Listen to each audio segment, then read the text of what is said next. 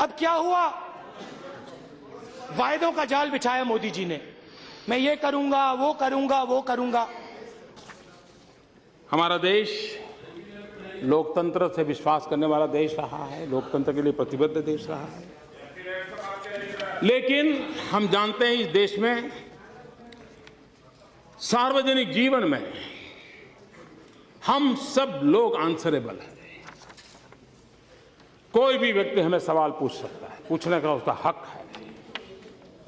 लेकिन कुछ है जो जवाबदेह नहीं है, न ही कोई उनको पूछने की हिम्मत करता है, न ही उनको कुछ कहने की किसी की ताकत है। और जो करने जाते उनका क्या हाल होता है वो मैंने देख चुका हूं। लेकिन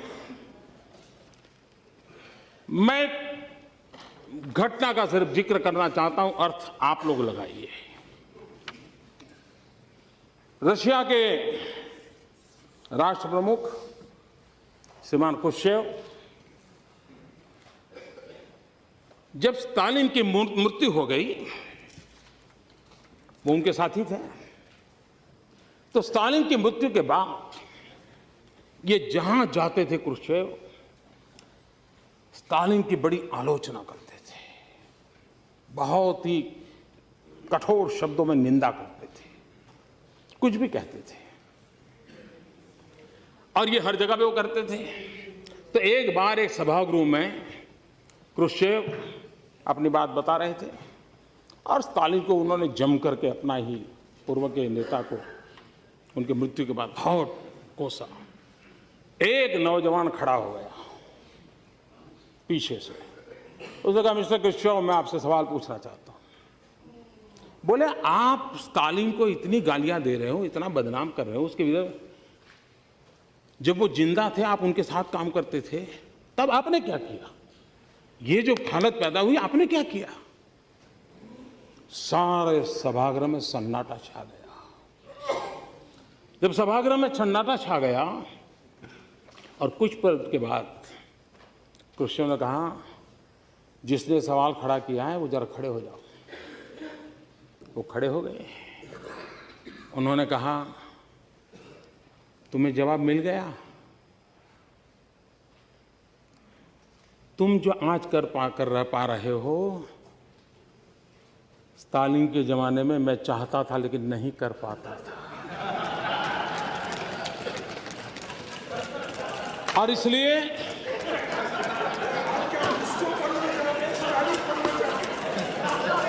इसको समझने में देर लगेगी, लेकिन इसमें कोई बादाम काम नहीं आएगी। आपको तो शायद थोड़ा समझ आ जाएगा, औरों के लिए मैं नहीं कह सकता। हमारे यहां कभी कभी मेक इन इंडिया पर राहुल के उठाए सवाल पर भी मोदी ने जमकर वार किया और जवाब दिया। प्रधानमंत्री जी ने वायदा किया था रोजगार का, 2 करोड़ जॉब्स मैं हिंदुस्तान के युवाओं को हर साल दूंगा। मेक इन इंडिया का बब्बर शेर तैयार किया, काले रंग का बब्बर शेर, उसके अंदर देखो तो घड़ी जैसा चलता है वो। जहां देखो, इंटरनेट में देखो बब्बर शेर, टीवी में देखो बब्बर शेर, मोदी जी का भाषण सुनो बब्बर शेर, स्टेज जल जाता है बब्बर शेर। और हम आपसे पूछ रहे हैं, बब्बर शेर दिखा दिया, हमें बताओ कितने रोजगार आपने हिंदुस्तान के युवाओं को दिए? कितने रोजगार दिए? भाषण के लिए मैं आंकड़े ढूंढ रहा था, सिंधिया जी से मैंने पूछा, कहीं आपको मालूम है हिंदुस्तान में कितने रोजगार मिले एक साल में? किसी को नहीं मालूम, आंकड़ा किसी को नहीं मालूम। मैं मोदी जी से पूछना चाहता हूं, आज आपका भाषण होगा, हिंदुस्तान को बता देना कि पिछले साल में आपने कितने लोगों को रोजगार दिया। मैं जाता हूं, भाषण करता हूं, पूछता हूं लोगों से, रोजगार मिला? मोदी जी ने रोजगार दिया? सबके सब ऐसे जवाब देते हैं, नहीं, किसी ने नहीं दिया। किसी की मजाक नहीं उड़ानी चाहिए। मेक इन इंडिया की मजाक उड़ा रहे हैं ना, मेक इन इंडिया की मजाक उड़ा रहे हैं। ये मेक इन इंडिया देश के लिए है। हाँ, सफल नहीं हुआ तो सफल होने के लिए क्या करना चाहिए, सफल होने में क्या कमियां हैं उसकी चर्चा होनी चाहिए। लेकिन मैं एक बात कहना चाहता हूं, और मुझे लगता है जाने ऐसा क्यों है कि हम लोग अपने देश की इमेज ऐसे बनाते हैं जैसे हम भीख का कटोरा लेकर के निकले हो, और जब हम खुद ऐसा कहते हैं तो दूसरे लोग यही बात और ज्यादा चिक करके कहते हैं और ज्यादा मजबूती से कहते हैं। ये मैं नहीं कह रहा हूं, श्रीमती इंदिरा गांधी कह रही है। ये 1974 में इंद्रप्रस्थ कॉलेज में आपने, इंदिरा जी ने ये भाषण किया था, और इसलिए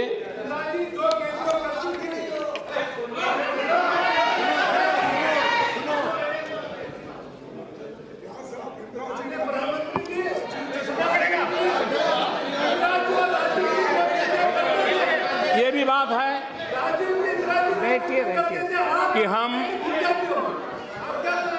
कोई भी नई योजना लाए, नई तरीके से लाए, तो कुछ लोगों को उम्र तो बढ़ती है लेकिन समझ नहीं बढ़ती है, तो समझने में बड़ी देर लग जाती है। कुछ लोगों का ऐसा रहता है, और इसलिए चीजें समझने में बड़ा समय जाता है। कुछ लोग तो समय बीतने के बाद भी चीजें समझ नहीं पाते, और इसलिए अच्छा लगता है विरोध करें, तो वो विरोध करना अपना तरीका ढूंढते रहते हैं। और इसलिए मैं एक पीड़ा कहना चाहता हूं। सिर्फ मेक इन इंडिया नहीं, मोदी का राहुल पर वार लगातार जारी था।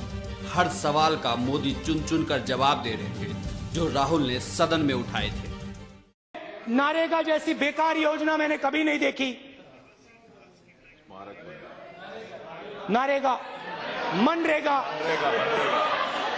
मनरेगा, महात्मा गांधी योजना, सावरकर योजना नहीं, महात्मा गांधी योजना।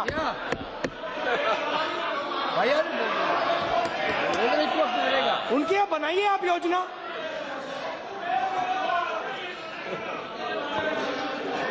अच्छा, बोलने दो। मोदी जी खड़े होते हैं, कहते हैं बेकार योजना है, ऐसी योजना मैंने कभी नहीं देखी। हिंदुस्तान को बर्बाद कर दिया इन लोगों ने। मैं इसको इसलिए नहीं हटाऊंगा क्योंकि पूरे देश को मालूम होना चाहिए यूपीए ने क्या गलतियां की।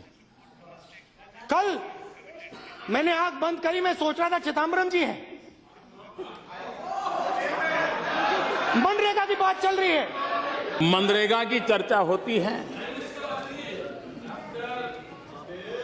मनरेगा की चर्चा होती है। ज्ञान देने की जरूरत नहीं है। मैं जरा कहना चाहता हूं, इसका इतिहास 50 साल पुराना है, लेकिन उसके पहले भी राजे रजवाड़ों के जमाने में भी ऐसी कुछ न कुछ बातें चलती थी। आप देखिए 1972 महाराष्ट्र की रोजगार गारंटी योजना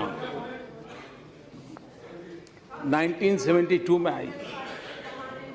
1980 में national rural employment program NREP in 1980 में उसका रिकॉग्निशन हुआ। 1983 में rural landless employment guarantee program RLEGP ग्रामीण भूमिहीन रोजगार गारंटी कार्यक्रम आया। ये सब इनकारनेशन होते गए, योजनाओं का पुनर्जन्म होता गया। उसके बाद 1989 में जवाहर रोजगार योजना JRY, ये मनरेगा का पिछले जन्म का नाम है। देखिए, मैं हैरान हूं, बाद में जवाहरलाल जी का नाम निकाल दिया गया और किसी और ने नहीं निकाला, उसी दल ने निकाला जो हमें कोसते रहते हैं। उसके बाद 1993 एम्प्लॉयमेंट एश्योरेंस स्कीम EAS, सुनिश्चित रोजगार योजना, ये आया। उसके बाद वाजपेयी जी की सरकार आई, तो उस समय इन सभी योजनाओं में से जो भी अच्छा था ले लेकर के संपूर्ण ग्रामीण रोजगार योजना SGRY ये शुरू हुआ। 2004 में फिर उसमें रीइंकारनेशन हुआ। National food for work program, काम के बदले अनाज का राष्ट्रीय कार्यक्रम आया। और उसके बाद इसने नया रूप 2006 में लिया, मनरेगा। और इसलिए पहले नरेगा और फिर कुछ एक नया ज्ञान हुआ तो फिर वो मनरेगा हुआ। तो ये गरीबों की भलाई के लिए कुछ न कुछ योजनाएं लगातार चलती रही है। ये बात सही है कि आप बड़े सीना तान करके कह सकते हो कि मोदी जी, चुनाव में भाषण करना अलग चीज है, तुम कहते हो गरीबी हटाओगे, लेकिन तुम्हें मालूम नहीं हम कौन है। अरे हमने गरीबी की जड़ें इतनी जमा दी हैं, इतनी जमा दी है। मोदी तुम उखड़ जाओगे लेकिन इसे उखाड़ नहीं पाओगे। ये बात सही है कि मुझे यहां आने के बाद पता चला कि इतनी जड़ें जमाई है आपने, इतनी जड़ें जमाई है आपने। और इसलिए मैंने पिछली बार भी कहा था, इस बात का कोई इनकार नहीं करेगा कि इस देश के 60 साल के कार्यकाल में अगर हम गरीबों का भला कर पाए होते तो आज मेरे देश के गरीबों को मिट्टी उठाने के लिए, गड्ढा खोदने के लिए मजबूर नहीं होना पड़ा। ये हमारा सफलता का स्मारक नहीं है, ये हम सबको स्वीकार करना होगा। और इसलिए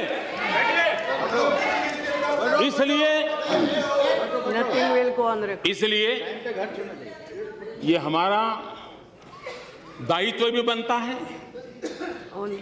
कि ये जो क्रमिक विकास चला है इस योजना का, उसको और अच्छी बनाए और उस जिम्मेवारी को निभाने का हम प्रयास कर रहे हैं।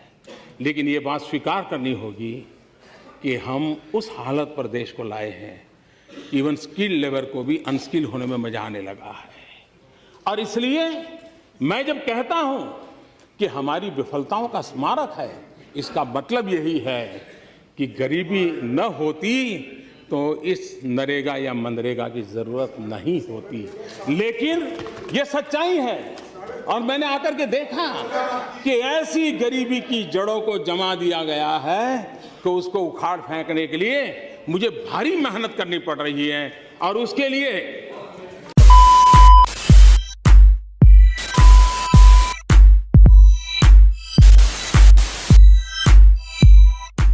और कुछ लोग मनोरंजन भी करवाते हैं।